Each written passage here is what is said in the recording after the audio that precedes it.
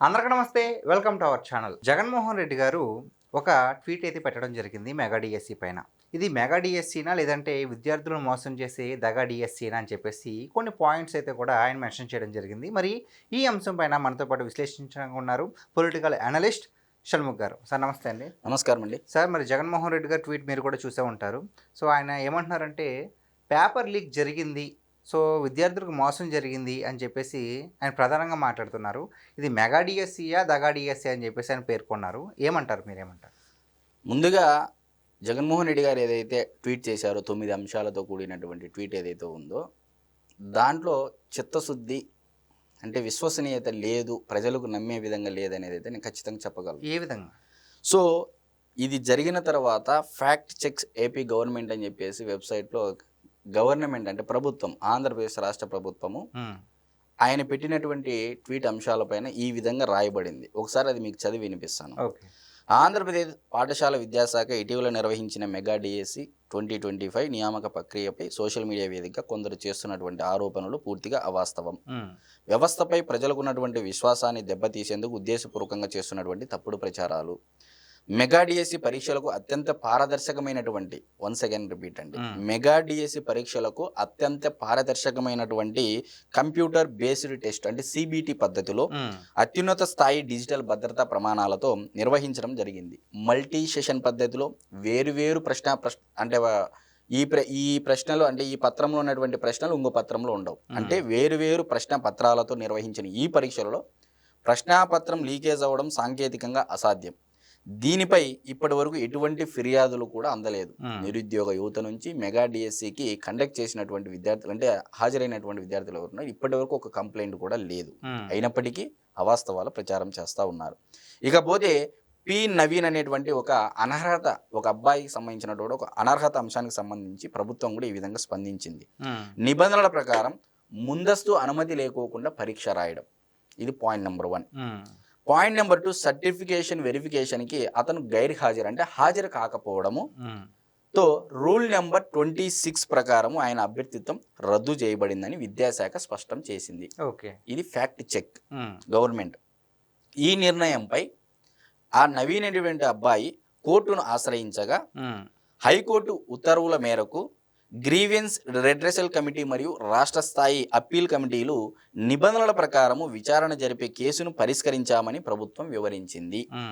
Mega DSC 2025 notification విడుదలైన కేవలం 148 రోజుల్లోనే ఉపాధ్యాయుల నియామక ప్రక్రియను రికార్డు స్థాయిలో పూర్తి చేశారు. ఇక్కడ ఇంకో అంశం చెప్పాలండి. జగన్మోహన్ రెడ్డి గారు అధికారం కోల్పోయిన తర్వాత, కూటమి ప్రభుత్వం అధికారంలోకి వచ్చిన తర్వాత అంటే ఎస్సీ వర్గీకరణ అని చెప్పేసి జరిగిందండి. ఎస్సీ వర్గీకరణ జరిగిన తర్వాత ఆ ఎస్సీలు ఎస్టీలు ఏదైతే వాళ్ళలో వర్గీకరణ ఉందో ఆ వర్గీకరణ ఇంప్లిమెంట్ చేసి మెగా డిఎస్సి నోటిఫికేషన్ ఇవ్వడం జరిగింది. ఈ మధ్య ప్రాసెస్లో ఈ కాల వ్యవధిలోనే హైకోర్టులో సుప్రీంకోర్టు, హైకోర్టు నుంచి సుప్రీంకోర్టు దాకా జగన్మోహన్ రెడ్డి గారి పార్టీకి సంబంధించినటువంటి అనుయాయులు కానీ అనుచరులు కానీ మరి కొంతమంది పబ్లిక్ ఇంట్రెస్ట్ లిటిగేషన్ అని చెప్పేసి వేస్తారు. సో డెఫినెట్గా అది పార్టీల యొక్క సహకారం లేనిది ఎవరు కేసు వేయరు. సో ఈ పబ్లిక్ ఇంట్రెస్ట్ లిటిగేషన్ కింద హైకోర్టు నుంచి సుప్రీంకోర్టు దాకా దాదాపు 150 కేసులు వేయడం జరిగిందండి.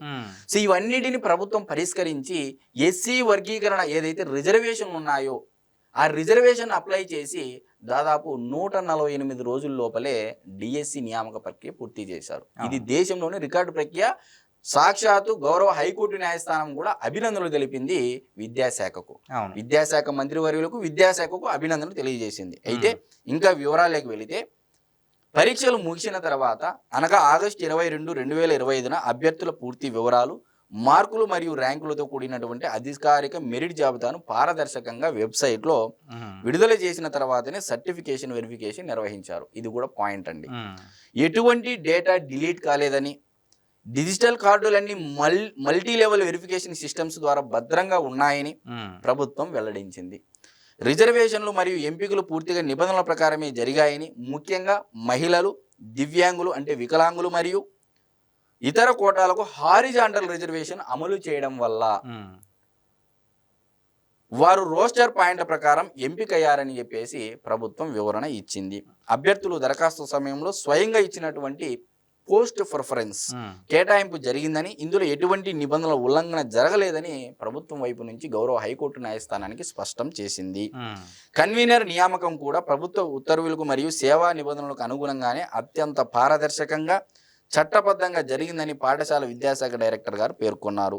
ఇంత పకడ్బందీగా జరిగినటువంటి మెగా డిఎస్సి పైన తప్పుడు కథనాలు సాక్షాత్తు ఒక ఆంధ్రప్రదేశ్ రాష్ట్ర మాజీ ముఖ్యమంత్రి స్థాయిలో ఉన్నటువంటి సోషల్ మీడియా ఖాతాలో 9 అంశాలను ప్రస్తావిస్తూ అసత్య ప్రచారాలు, సత్యదూరమైనటువంటి మాటలు ప్రచారం చేస్తూ ఉన్నారనేది ప్రభుత్వం సోషల్ మీడియా ద్వారా నారా లోకేష్ గారు కూడా ఖండించడం జరిగింది. సో ఇంకొక పాయింట్ ఏంటంటే జగన్మోహన్ రెడ్డి గారు రాసిన దాంట్లో మరి నా ప్రభుత్వ హయాంలో మీరు రద్దు చేశారు అని చెప్పేసి అంటున్నారు. రద్దు చేయడం ఏంటంటే ఇక్కడ ఈ పాయింట్ నాకు అర్థం కాదు.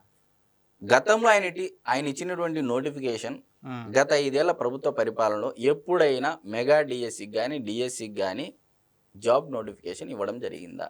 లేదు. మరి ఎలా ఇచ్చారు, ఎప్పుడు ఇచ్చారు, ఎప్పుడు రద్దు చేశారు? అంటే నిరుద్యోగ యువత ఒక రకం కూడా కనపడట్లేదా? అంటే నిరుద్యోగ యువతను సైతం ఇప్పుడు మోసం చేయడానికి సిద్ధపడుతున్నారని మనం అర్థం చేసుకోవాలా? అంటే అవుననే సమాధానం స్పష్టంగా వినపడతా ఉంది. కాబట్టి నేను చెప్పేది ఏంటంటే, ఇక ఫీజు రియంబర్స్మెంట్, ఫీజు 4 అని చెప్పేసి 5 సార్లు వాయిదా వేశారండి ఒకే ప్రోగ్రాం.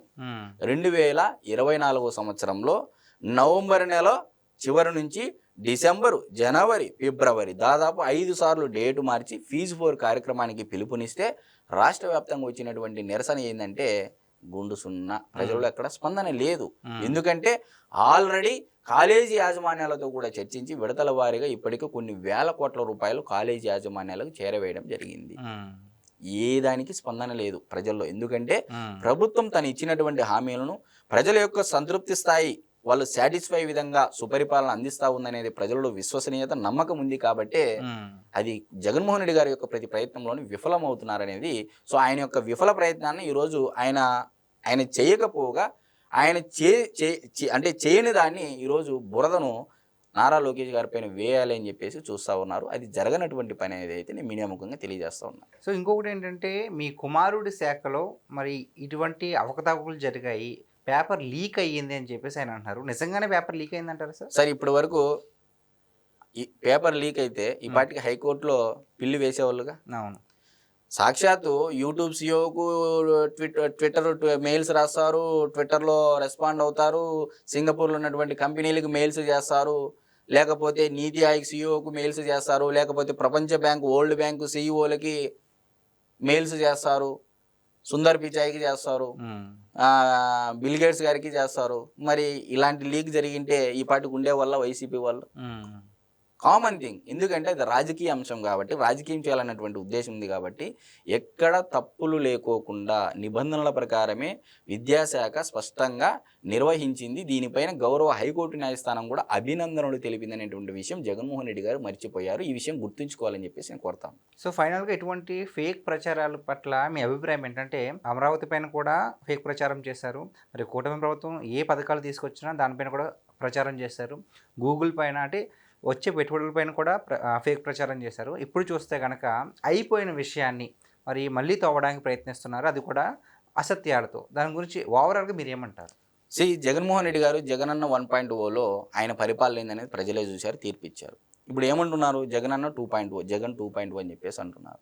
2.0 ఇవే. ఇంకా 2.0 ఏంటంటే ప్రభుత్వం చేస్తున్నటువంటి మంచి పనులపైన, ప్రభుత్వము సుపరిపాలన అందించేటువంటి పనులపైన అసత్య ప్రచారాలు, సత్యదూరమైనటువంటి మాటలు, ఫేక్ ప్రచారాలు చేయడం ద్వారా ప్రజల్లో ఒక అనిశ్చితి, అస్థిరత తేవడానికే తప్ప ప్రజలు ఎక్కడా బిలీవ్ చేయరనేది అతి ముఖ్యంగా నేను చెప్పగలను. కాబట్టి జగనన్న 2.0లో అసత్య ప్రచారాలు, ఫేక్ ప్రచారాలతో విజృంభణ కొనసాగుతుంది. వీటన్నింటినీ ఎదుర్కోవడానికి Telugu Desam party, Janasena party, Bharatiya Janata party సిద్ధంగా ఉందనేది అయితే నేనైతే ఖచ్చితంగా చెప్పాను. Thank you so much. నమస్కారం.